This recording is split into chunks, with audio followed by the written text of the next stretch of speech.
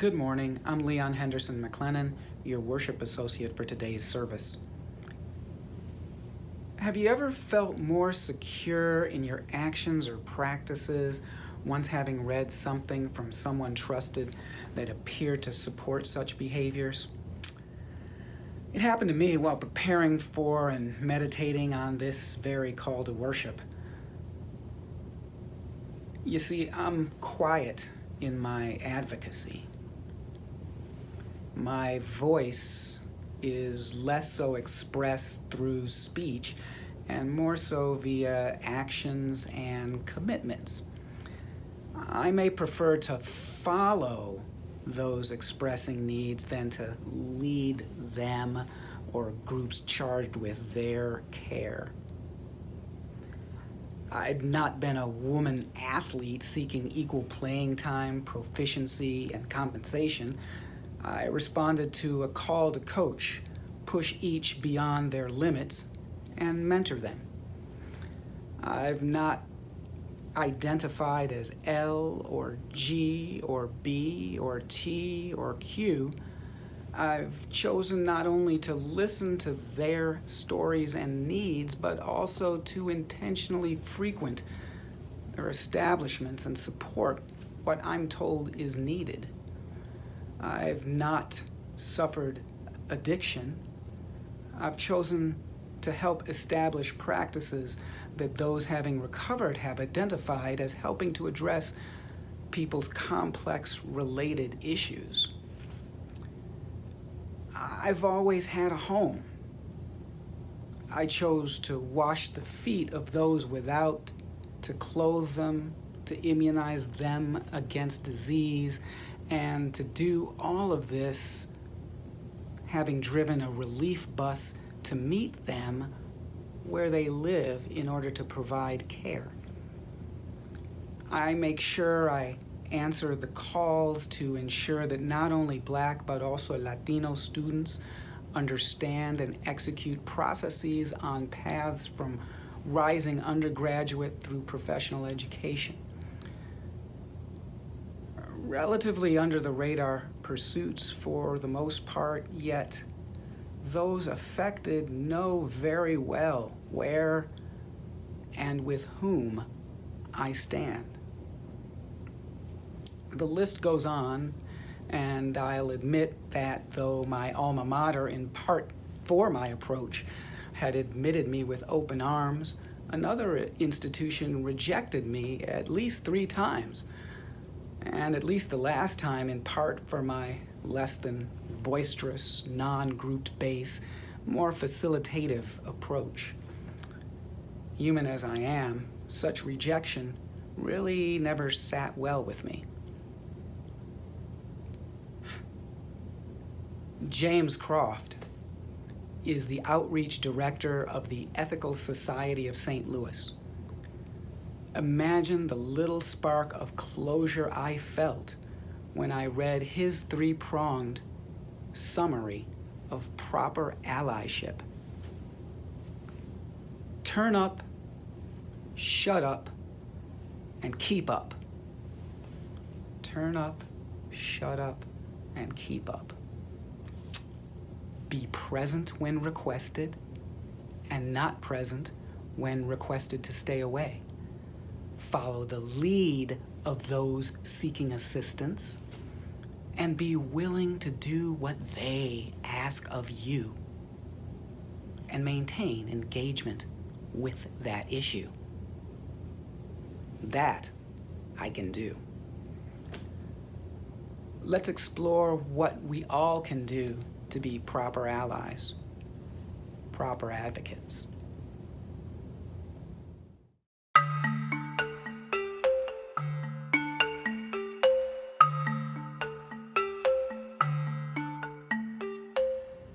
From the Latin alligare, allies bind to one another, acting together to protect one another.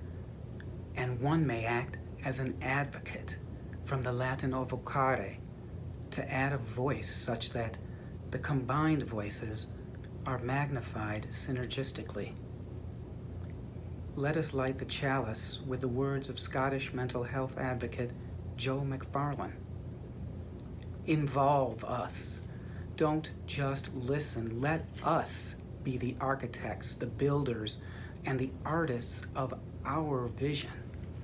Give us tools, resources, and the hope to realize our ambition. Don't just talk to us. Walk with us the road that leads to change.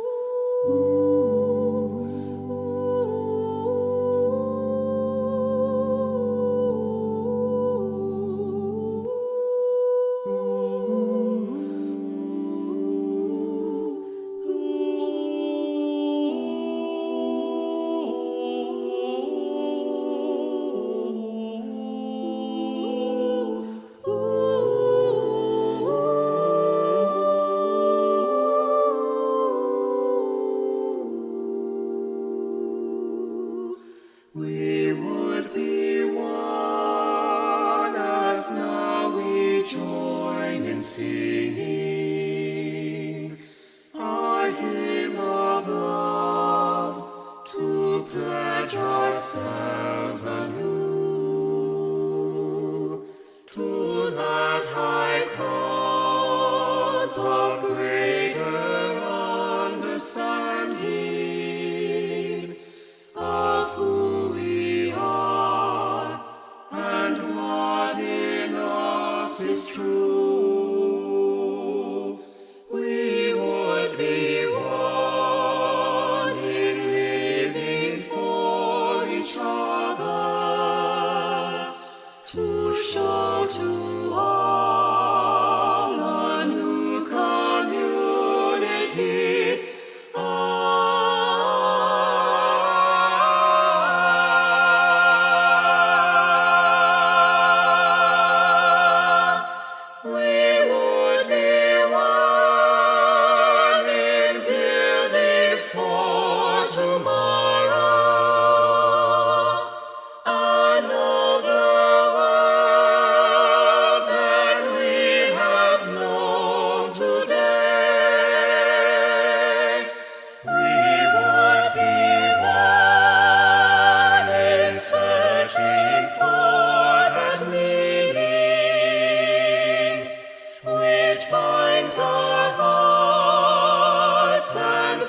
Us on our way.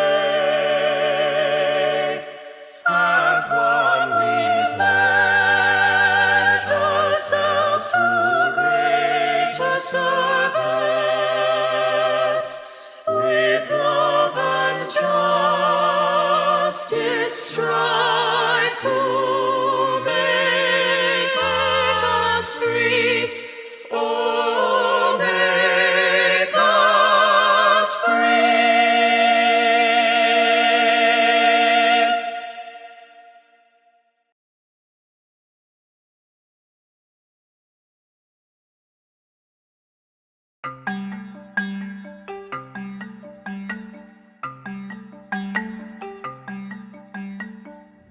Good morning, and thank you for joining us for worship.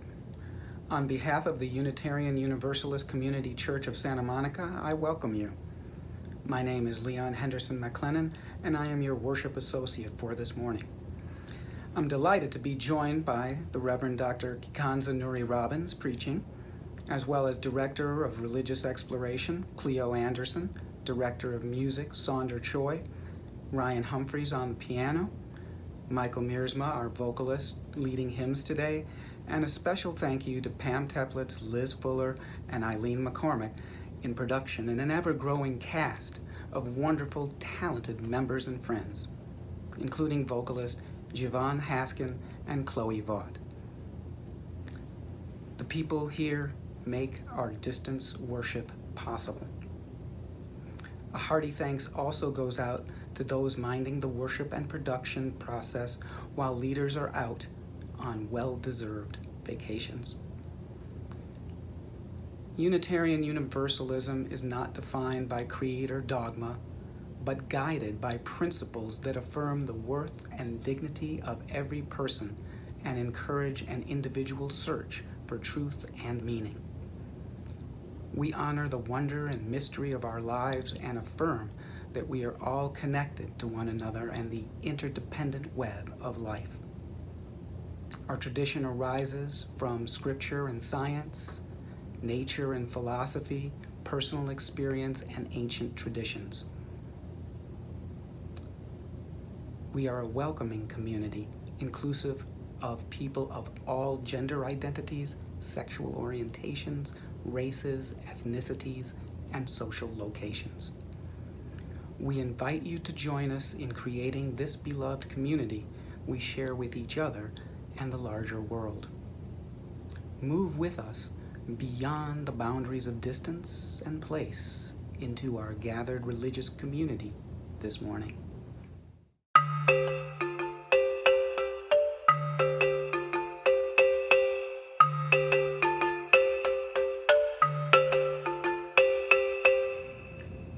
Love is the doctrine of this church. The quest for truth is its sacrament, and service is its prayer. To dwell together in peace, to seek knowledge in freedom, to serve humankind in fellowship, thus do we covenant with each other.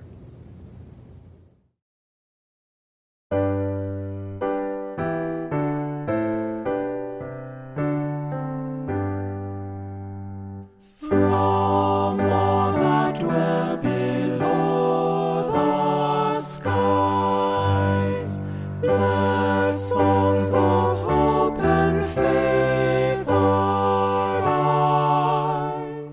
Let peace, goodwill on earth be sung through every land by every tongue.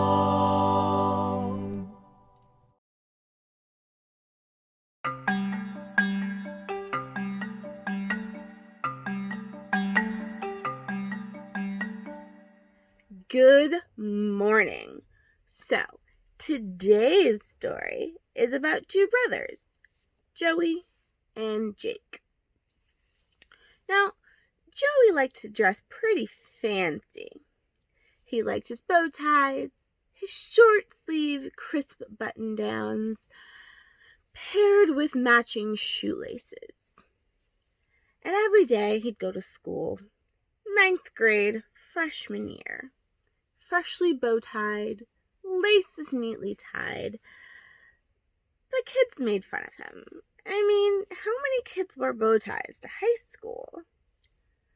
But Joey persevered. He really, really liked his bow ties and shoelaces. But as the first semester wore on, and on, and on, it was starting to get a bit much for him. Now, his older brother Jake said, well, maybe you just don't wear the bow tie. Maybe you just wear the button down and the shoelaces. That's a little more casual. And Joey said, that's not helpful. I like my bow ties. Why should I have to change? It's not hurting anybody. And he stomped away. And Jake felt kind of bad. He was just trying to help, but apparently he had said the wrong thing. Well, one day, their Aunt Patty came to visit, and Aunt Patty was a very eccentric woman, and she told the story about how whenever she gets her nails for the next 2 weeks, all of her outfits color coordinate. Well, Joey heard this and said, wow, maybe I'll do the same thing. Jake was looking on at this conversation with apprehension, by the way. Monday rolls around, and not only does Joey's bow tie match his shirt, which matches his shoelaces, but now his nails match everything else. And of course, kids had a field day about his nails. Joey kept stiff upper lip and got on with his day and his week. But by the first weekend, he was dejected and it was like, maybe I'll just get some of Mom's nail polish remover and just undo all of this. And Jake had been watching and he'd been thinking. And he said, no. Just keep the nail polish. I think I can fix this. Joey shrugged. Monday morning comes, and Joey's waiting for Jake to come so they can go to school, and Jake says, no, I'm catching a ride with one of my friends. Go. So, Joey heads out to school. And when he gets there, Jake's beating him there. And Jake's wearing one of his bow ties. And the button-down shirt Grandma had gotten him at Christmas that he'd never worn. And the shoelaces didn't quite match, but close enough. And then he saw his nails. They matched. And then Jake's friends started showing up. 1 by 1, 2 by 2, in bow ties and button-downs, shoelaces and nails. And Jake said, okay, maybe the answer wasn't you changing.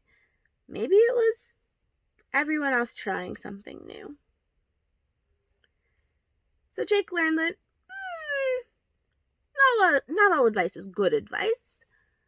Not all advice is going to be great advice. And sometimes the best way to show up for someone is to follow their lead. And that's our story for today.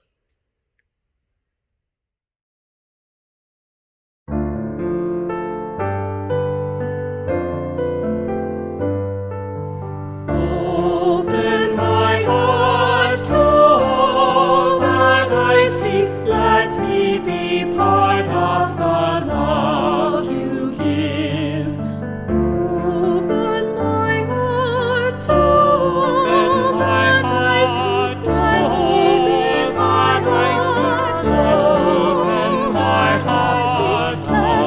you give.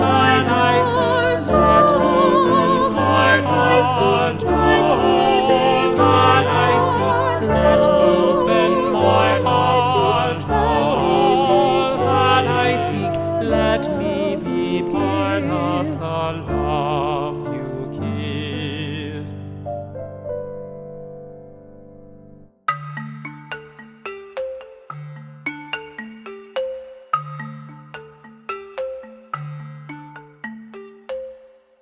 This is a time for remembering the joys and concerns that make us community, that keep us connected.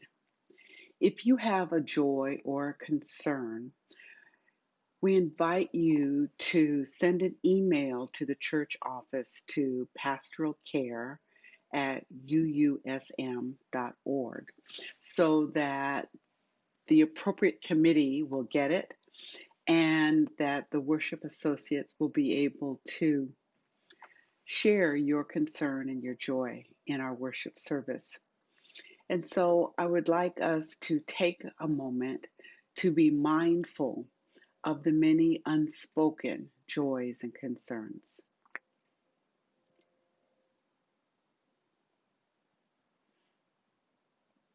So let us remember.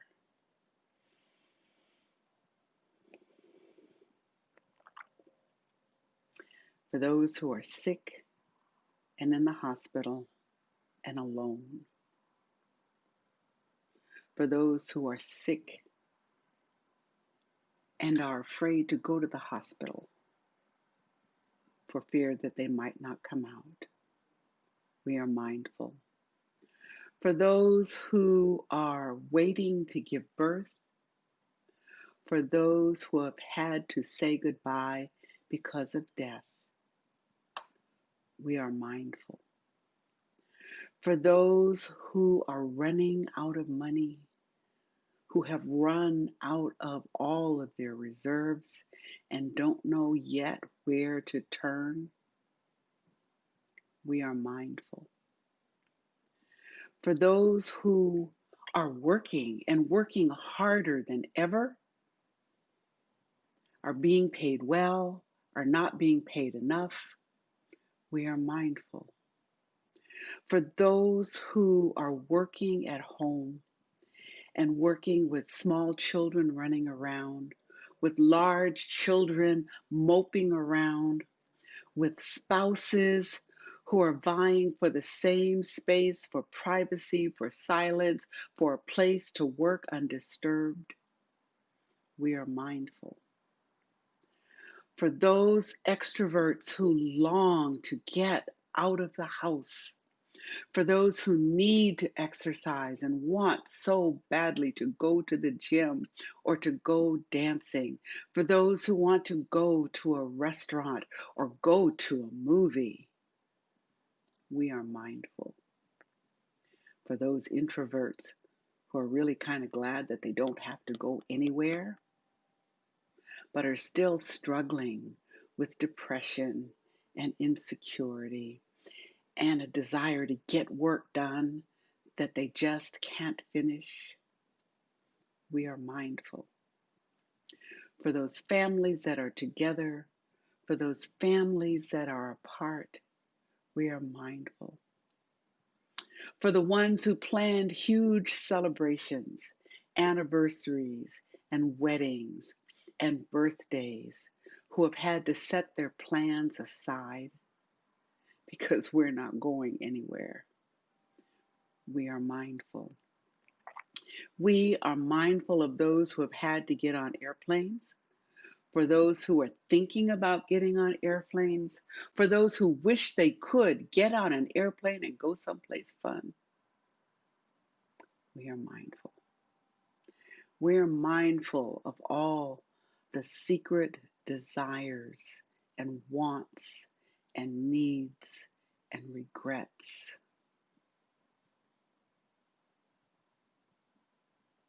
We are mindful that we are community and that no matter how alone we might feel, we are not. We are mindful that we are community and we have a responsibility to stay connected to one another. And so we lift these thoughts, these wishes, these desires. We lift them up. We hold them in the light. And we remain mindful, sitting in a place of appreciation and a place of gratitude for what we do have. May it be so.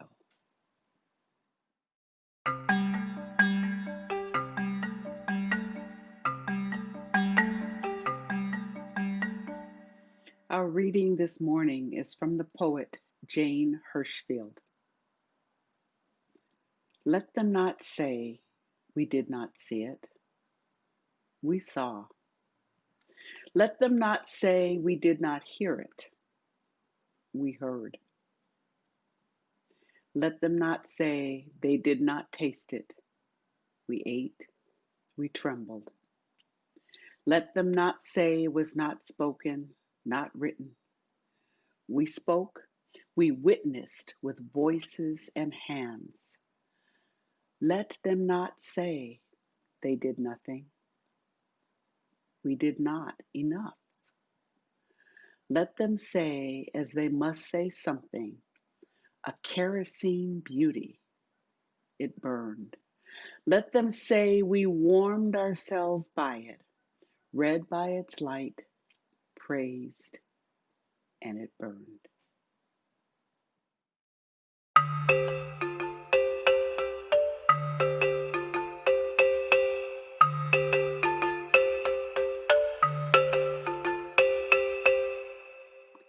Randy Lindsay is a friend of mine.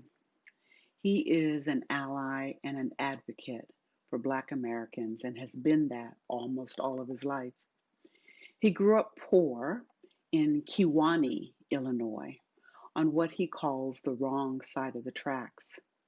His people are Appalachian. They used to be called hillbillies. Randy understands what it means to be targeted for who people think you are. He was the first in his family to go to college, and he majored in history and specialized in Negro history. That's what it was called back then. And he's been teaching about racism since the 1970s. I don't know why. And it never occurred to me to ask him. Randy and I met and started working together in the 80s during the school desegregation days. We traveled around the country for the Office for Civil Rights as desegregation cops. I was young and naive and idealistic. I watched him work in ways that I just couldn't. He looked like the people in our audience, but he didn't think like them. He would let the audience get comfortable with their assumptions about who he was until they revealed themselves as the racists they were.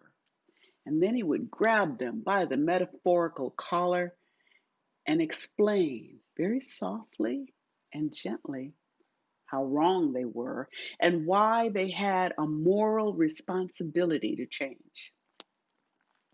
This was in contrast to me, who would metaphorically stand on the table and scream, telling white people how racist they were.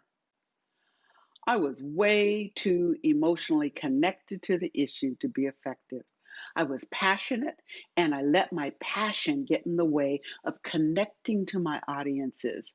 They knew I was objectifying them. They knew that I didn't really see them. And I didn't realize that at the time. I just knew no one was listening. So I quit. I just said, I can't do this anymore. And I taught public administration for a while. Then I realized that perhaps instead of advocating for myself, I could work better as an ally, being a friend and a support to someone else.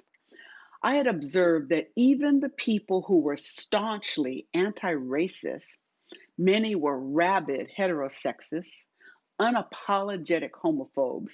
And I even heard gay and lesbians saying, well, bisexuals, they just need to get off the fence. And no one was talking about trans people. So I decided that I would.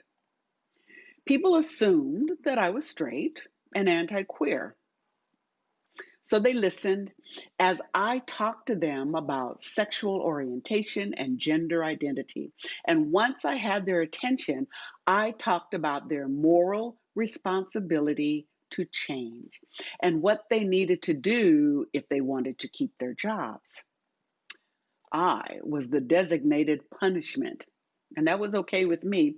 I had a platform and an opportunity to be an ally and an advocate. I had figured out how to deliver my message so that even if my audiences didn't like what I said, they couldn't unhear it.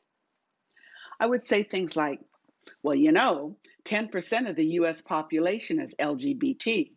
Those were the only letters that we used back then, which means that in this room of 30 people, there are at least 3 people who are not straight. Can you tell who they are? That's my point.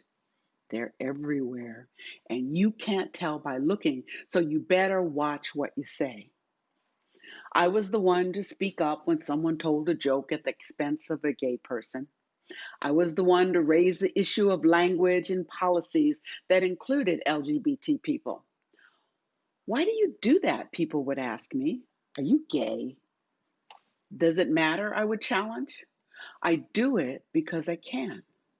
I do it because I have nothing to lose. I do it because of your heteronormative assumptions. I do it because if the gay people here spoke up around you, you would make their lives miserable.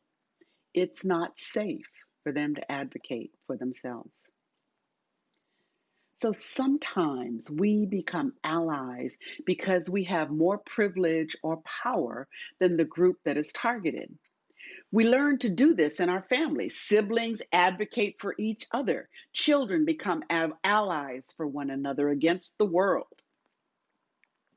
In our community, Amy Lacombe is a strong ally of animals. There are others in our community, and you can probably name some of them, but Amy is the one that comes to mind this week. When I lived in a commune, I was a vegetarian. I did it for the discipline, and it was easy for me because all I wanted to eat was cake anyway. On the other hand, my sister is a vegan because she believes it's healthy. Amy doesn't eat animals because she is passionate about the worth and dignity of animals. As a member of the UUA Animal Ministry, Amy seeks to bring justice and compassion to animals by speaking to whomever will listen. Now, as UUs, we all try to live into that seventh principle, respect for the interdependent web of all existence of which we are a part. Now, some would argue that respect and radical advocacy are two different things. And that is the irony and the beauty of our diversity. Everyone is not like us, nor do they want to be. Muslims believe that all living creatures were made by Allah, but animals exist for the benefit of human beings. Christians believe that God put humans in charge. In Genesis, God says, "Let us make humans to rule over all the creatures." People interpret that to mean humans are in charge of all the animals, and they can eat some if they want to. We can go through the sacred writings of many faith traditions, and we will find text that supports vegans, vegetarians, and omnivores. In our community, we have all three, and we need to make sure that we make room for all of us. So what happens when your beliefs and passions conflict with mine? What happens when your advocacy competes for resources that could benefit my causes? Do we have an oppression Olympics? The key to success in life is knowing when to. The key to success in life is timing and context. The key to success is to know the difference between being called to lean into a conversation and when you need to hold and wait for the right time, for the right place. The key to being a good ally and advocate is knowing what to say and when. When it is time to speak up as a witness, you can simply say, "I saw that." If it's not safe, you need to stay silent and just look. And your expression can say, "Yeah, I saw that. I saw that." If it is not safe to let them know what you saw, then you can bear witness. You can give testimony to what you saw by telling others about the injustice. As an ally, you will need to speak up. You can say, "I'm sorry that happened to you." You can say, "You need to stop. That's just wrong. Don't do that." Or as my friends have said on my behalf on more than one occasion when I was being targeted, "Come on, we just need to get out of here." You can become angry for your friends because they cannot afford to be angry about every microaggression that they endure. As an advocate, you can march in the street, you can hoist a banner, you can demand change, you can speak truth to power. But to be effective, you have to consider the context. Where are you? Who's around you? What is the situation? Will you cause more harm if you speak up? Will you make people angry if you speak up? Do you even care?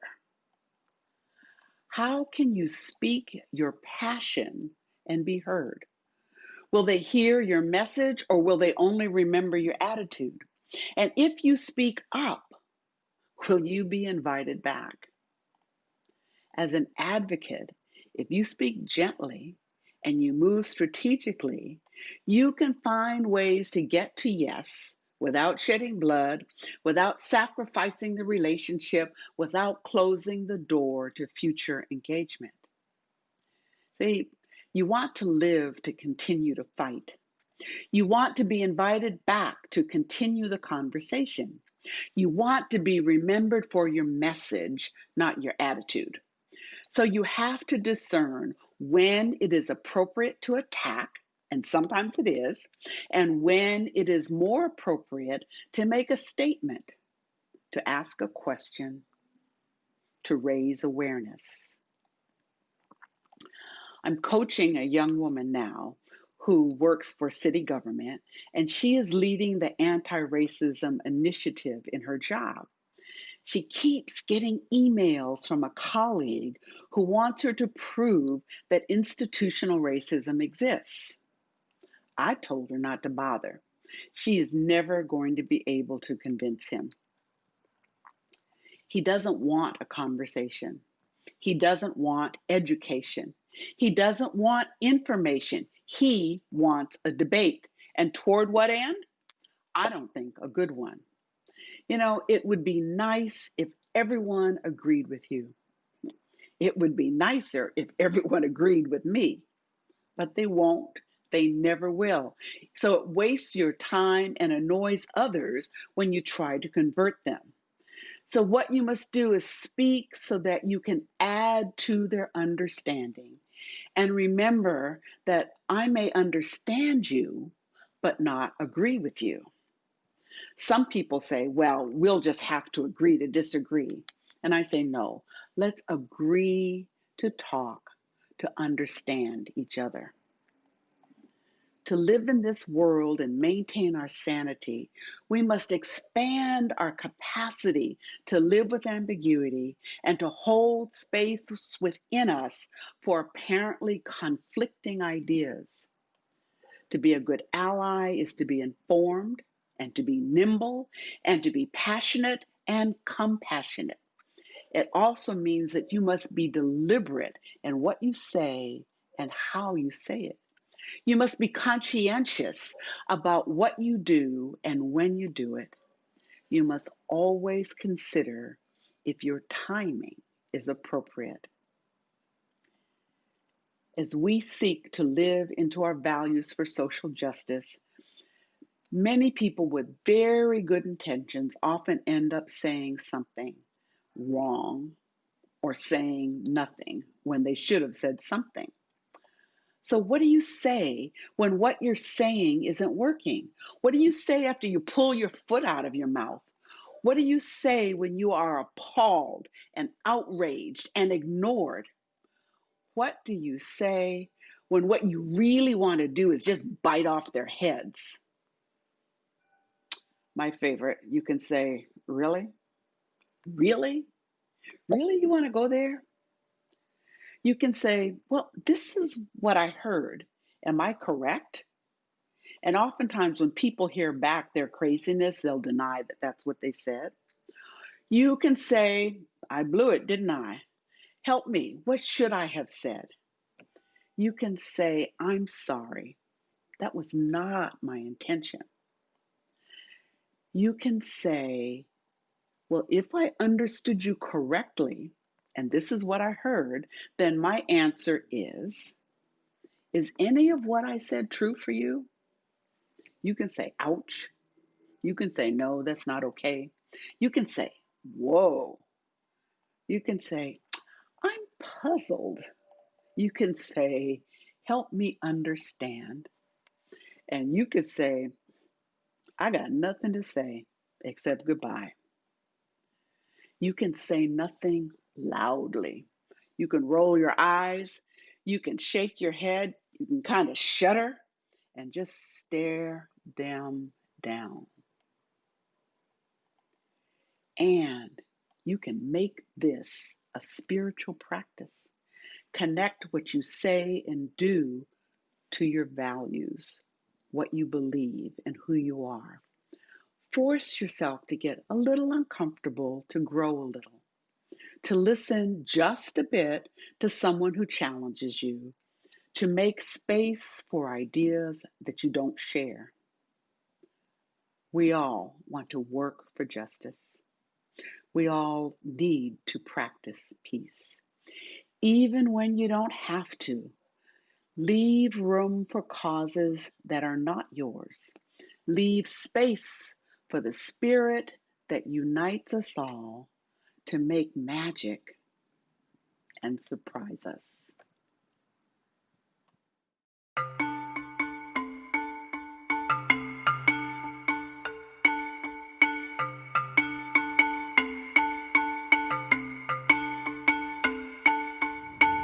We come together for more than ourselves.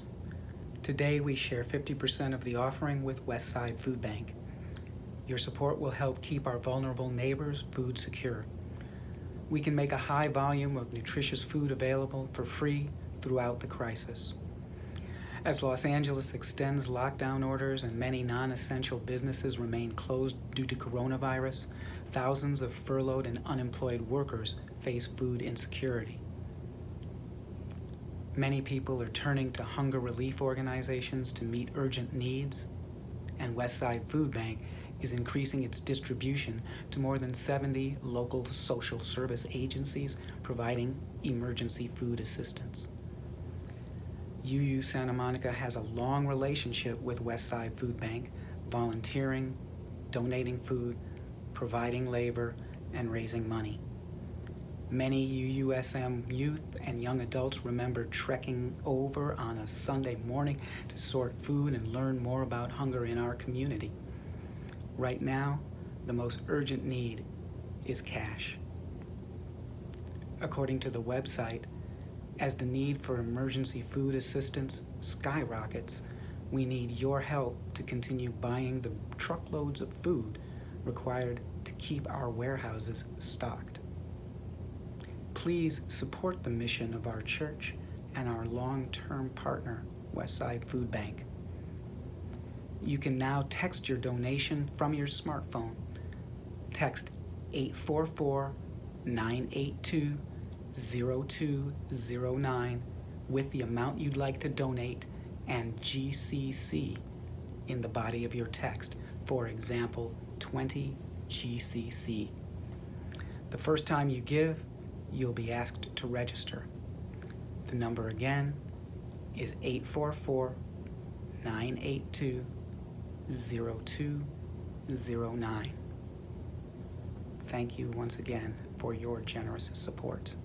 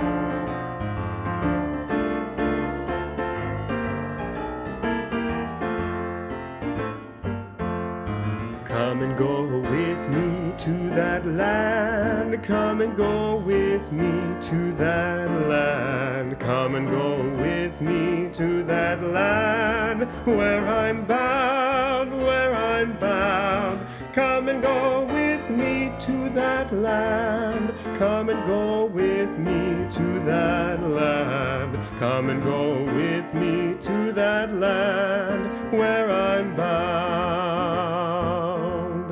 There'll be freedom in that land. There'll be freedom in that land. There'll be freedom in that land where I'm bound, where I'm bound. There'll be freedom in that land. There'll be freedom in that land. There'll be freedom in that land where I'm bound. There'll be justice in that land. There'll be justice in that land. There'll be justice in that land where I'm bound, where I'm bound. There'll be justice in that land. There'll be justice in that land. There'll be justice in that land where I'm bound. There will be singing in that land. There will be singing in that land. There will be singing in that land where I'm bound, where I'm bound. There will be singing in that land. There will be singing in that land. There will be singing in that land where I'm bound.